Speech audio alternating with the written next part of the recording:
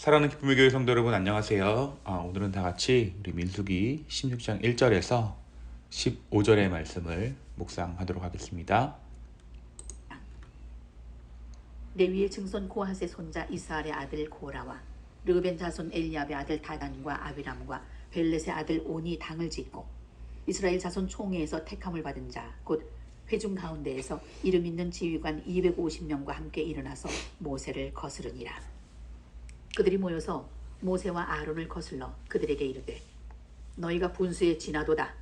회중이 다 각각 거룩하고 여호와께서도 그들 중에 계시거늘 너희가 어찌하여 여호와의 총회 위에 스스로 높이느냐. 모세가 듣고 엎드렸다가 고라와 그의 모든 무리에게 말하여 이르되 아침에 여호와께서 자기에게 속한 자가 누구인지 거룩한 자가 누구인지 보이시고 그 사람을 자기에게 가까이 나아오게 하시되 곧 그가 택하신 자를 자기에게 가까이 나아오게 하시리니 이렇게 하라. 너 고라와 내 모든 무리는 향로를 가져다가 내일 여호와 앞에서 그 향로에 불을 담고 그 위에 향을 두라. 그때 여호와께서 택하신 자는 거룩하게 되리라. 레위 자손들아 너희가 너무 분수에 지나치느니라. 모세가 또 고라에게 이르되 너희 레위 자손들아 들으라. 이스라엘의 하나님이 이스라엘 회중에서 너희를 구별하여 자기에게 가까이 하게 하사 여호와의 선막에서 봉사하게 하시며 회중 앞에 서서 그들을 대신하여 섬기게 하심이 너희에게 작은 일이겠느냐. 하나님이 너와 내 모든 형제 레위 자손으로 너와 함께 가까이 오게 하셨거늘 너희가 오히려 제사장의 직분을 구하느냐. 이를 위하여 너와 너희 무리가 다 모여서 여호와를 거스르는도다. 아론이 어떠한 사람이기에 너희가 그를 원망하느냐. 모세가 엘리압의 아들 다단과 아비람을 부르러 사람을 보냈더니 그들이 이르되 우리는 올라가지 않겠노라. 내가 우리를 젖과 꿀이 흐르는 땅에서 이끌어내어 광야에서 죽이려 함이 어찌 작은 일이기에 오히려 스스로 우리 위에 왕이 되려 하느냐. 이뿐 아니라 내가 우리를 젖과 꿀이 흐르는 땅으로 인도하여 드리지도 아니하고 밭도 포도원도 우리에게 기업으로 주지 아니하니 내가 이 사람들의 눈을 빼려느냐. 우리는 올라가지 아니하겠노라. 모세가 심히 노하여 여호와께 여짜오되 주는 그들의 헌물을 돌아보지 마옵소서. 나는 그들의 나귀 한 마리도 빼앗지 아니하였고 그들 중에 한 사람도 해하지 아니하였나이다 하고. 아멘.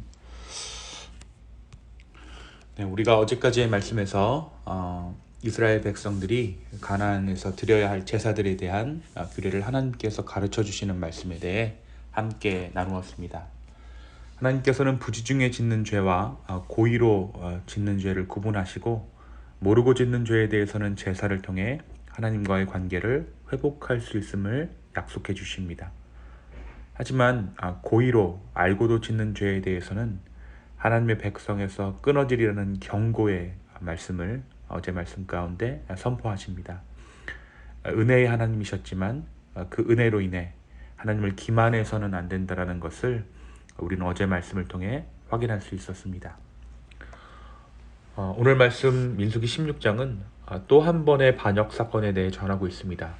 이스라엘은 이미 반역의 문제로 하나님 앞에서 징계를 받았던 적이 있죠. 바로 미리암이 모세의 권위에 도전했다가 하나님 앞에 벌을 받기도 했고 출애굽을 시작한 지 얼마 되지 않아 그들이 따로 관리자를 세워 다시 애굽으로 돌아가고자 했던 일도 있습니다. 하지만 그들은 여전히 죄의 본성을 거스르지 못하고 또 한 번 하나님께서 세우신 모세에게 반역합니다. 고라와 다단, 아비람과 그들을 따르는 추종 세력들이 모세의 권위에 도전하고 하나님 앞에서 반역을 도모했던 것입니다. 고라는 고핫의 손자이며 레위의 증손입니다. 다시 말해 모세와 사촌 지간이었던 것이죠.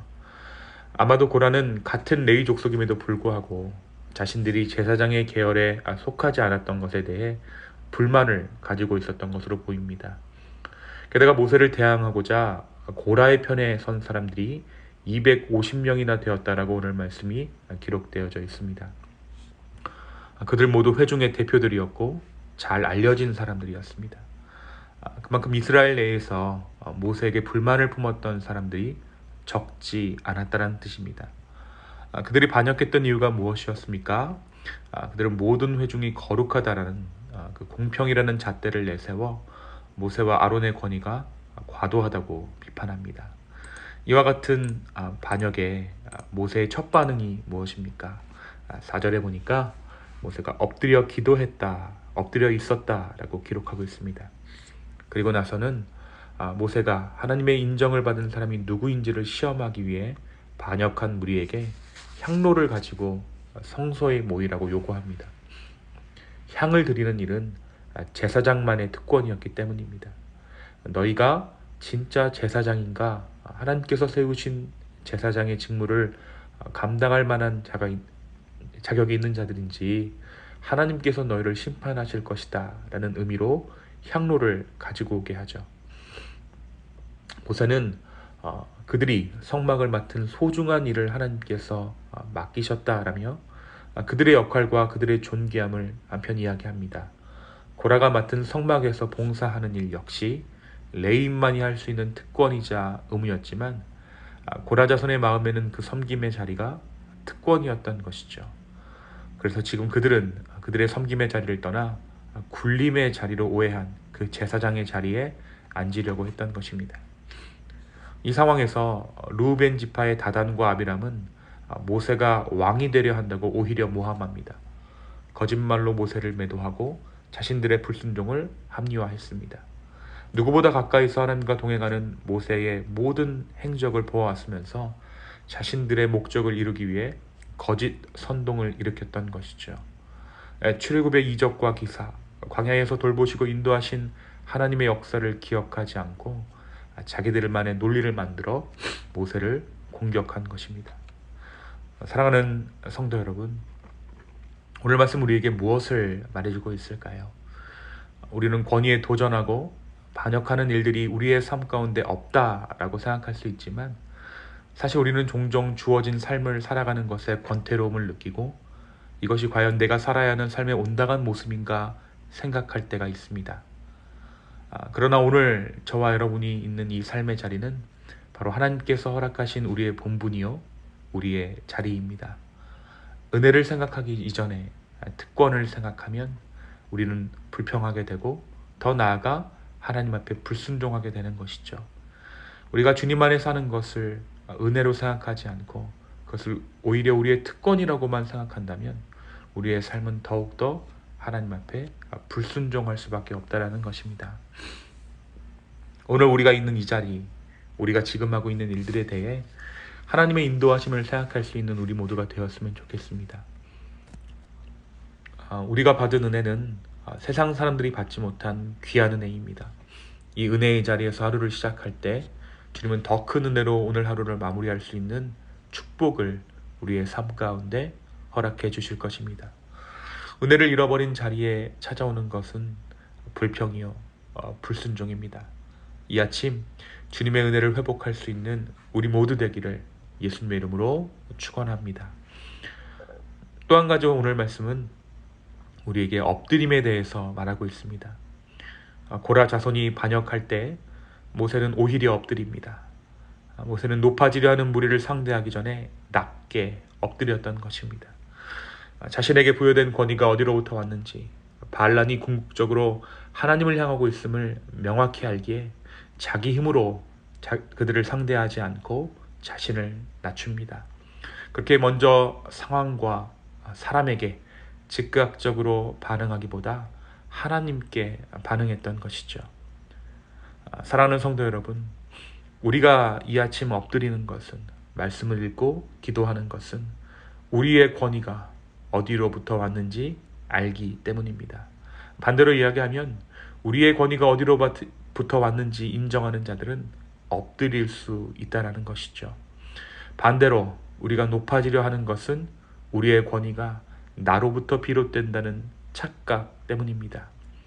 우리의 권위가 주님께 왔다는 것을 인정하는 사람은 먼저 상황과 사람에게 즉각적으로 반응하기보다 하나님께 반응하는 인생을 살아갑니다. 오늘 이 아침 사람과 상황에게 반응하기보다, 그것에 순응하는 것보다 하나님께 먼저 엎드려 반응하는 우리 모두 되기를 소망합니다. 바로 그때는 우리는 엎드리며 겸손의 마음을 찾고 그 겸손은 더 깊고 넓은 하나님의 은혜를 경험하게 할 것입니다. 엎드림, 그것은 주님을 인정하는 자의 특권입니다. 이 겸손의 모습은 오히려 우리에게 특권되는 것입니다. 이 엎드림으로 하나님께 먼저 반응하는 자들은 상황과 사람에게 무릎 꿇지 않습니다. 이 엎드림으로 우리 주님께 먼저 반응할 수 있는 우리 모두 되기를 예수님의 이름으로 축원합니다. 다 같이 한번 기도하시겠습니다. 주님, 나의 삶의 자리에서 주님의 은혜를 다시 한번 생각합니다. 주여, 우리의 삶 가운데 함께하여 주셔서 우리의 마음이 더욱더 주를 보게 하여 주시고 주를 찾게 하여 주시옵소서. 엎드림으로 주께 나아갑니다. 주님을 인정하게 사람과 상황에게 엎드리는 것이 아니라 하나님께 먼저 엎드립니다. 주여, 우리를 인도하여 주시옵소서. 감사합니다. 이 모든 말씀 살아서 역사하시는 예수님의 이름으로 기도하였습니다. 아멘.